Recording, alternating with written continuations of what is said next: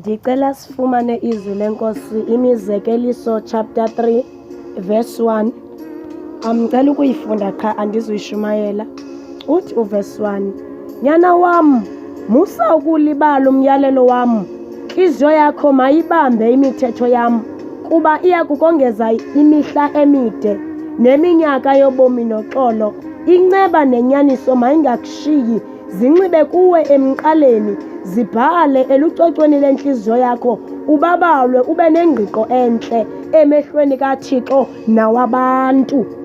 Kholosa ngoYehova ngentliziyo yakho yonke, ungayami okwakho ukuqonda, uze umazi yena ezindleleni zakho zonke. Wowulungelelanisa umendo wakho, musukuba sisilumko kwawakho amehlo. Yoyika uYehova usuke